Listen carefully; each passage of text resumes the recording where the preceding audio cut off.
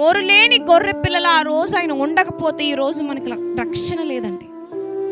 ఎన్ని చేసినా, ప్రాణం ఇచ్చినా ఇంకా అర్థం చేసుకోకుండా ఎప్పటికీ పాపంలోనే బ్రతుకుతూ, తింటూ తాగుతూ అల్లరి చేస్తూ కేకలు వేస్తూ ఇష్టం వచ్చినట్టుగా బ్రతుకుతూ దేవుణ్ణి తాగేసి తిట్టిన వాళ్ళు ఉన్నారండి. తాగేసి, మామూలు కాదు, కక్ష పగుండిపోతే ఇలా కాదు కానీ నేను తాగి వచ్చాక నీ పని చెప్తానంటారు.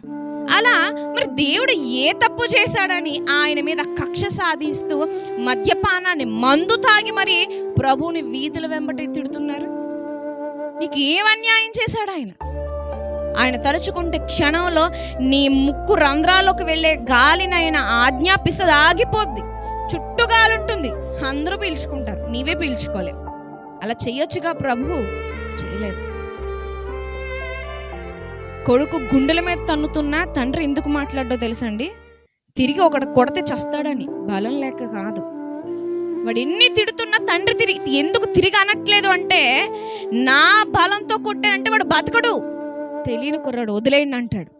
అలాగే మనం ఎంత వ్యతిరేకంగా దేవుని వైపు మాట్లాడుతున్నా ఆయన తిరగబడితే మనం తుణాతుణుకలు అయిపోతామని దేవుడు మౌనంగా భరిస్తున్నాడు.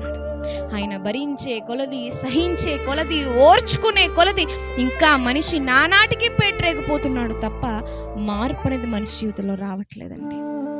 ఇంత అన్యాయమా? ఇంత దారుణమా?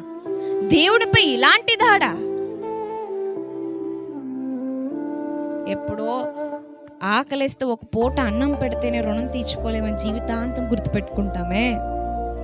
నిత్య జీవితాన్ని ఇవ్వడానికి సర్వస్వాన్ని అర్పించిన క్రీస్తును మనం ఎలా గుర్తుపెట్టుకోవాలి? అసలు కృతజ్ఞత కలిగి ఉండాలి ప్రియమైన వారులారా.